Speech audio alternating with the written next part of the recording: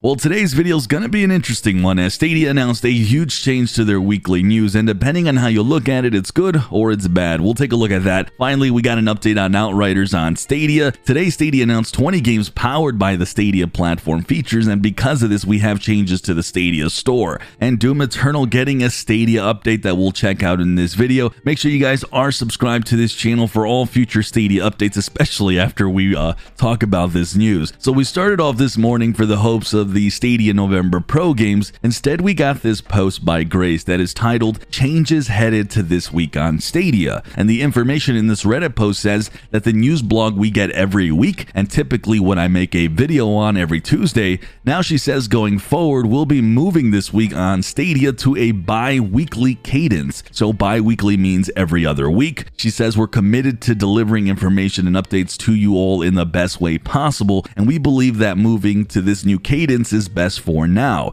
It also goes on to say we'll continue to post new feature announcements, and this is where you can get your news as in regards to all these links. It also says during our no blog weeks, we will be using the time to focus more on interacting with all you wonderful Stadians. We understand that this news may be disappointing, so we truly do appreciate you riding through the wave of changes with us. So guys, I want to point out a couple things. One, she mentions on the no blog week they'll be interacting with us. So in a way she's saying, don't worry, you'll still see us in some form or fashion on those weeks. But she also writes how disappointing this news is. So she knows that this news isn't exactly the best. And yeah, guys, there's really no positives out of this in my opinion. I do understand that there's going to be some weeks where there isn't a lot of information, so I guess I can kind of see why this change could be made. Now last week we didn't get our normal news, and ironically there was like a ton of stuff to the point where I actually had to make several videos to make sure that you guys were caught up. So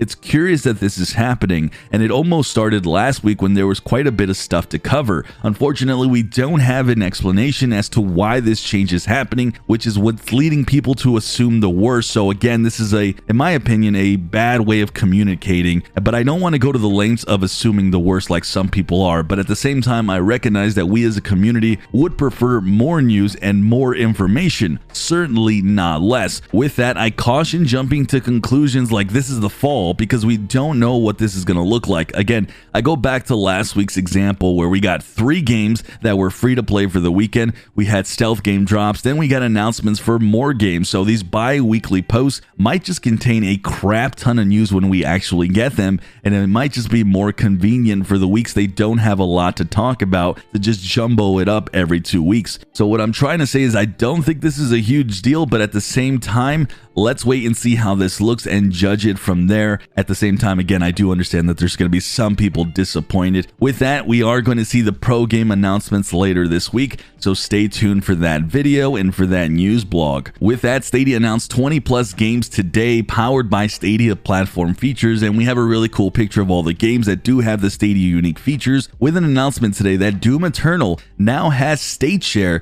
and Bethesda is challenging you guys to beat them at their own game with a 6,950 score on round 1. That's super neat that Bethesda's going back and going ahead and putting a cool update like this and adding state share. Also, Serious Sam 4 has crowd play, which is awesome, and because of this, can we please see Serious Sam 4 get a free weekend so I can host that stream and play with you guys? I think that'd be great. This post also goes on to just talk about what every game has and what these Stadia features do, but there was also a change in the Stadia store. Now you can sort through it based on these features, so if you guys want to see which games have Stadia Stream Connect, you can do so. So this was almost like Stadia going, yeah, we're scaling back those weekly news posts, but look at these cool games featuring these cool features from our platform that are unique. So in a roundabout way, selling that we are dedicated more than ever. At least that's kind of how I took this, but you guys can definitely feel free to disagree with me in the comments. Finally, guys, we got a patch for Outriders, and the game is now in line with all other platforms. Go figure, it only took about half a year, but there it is finally.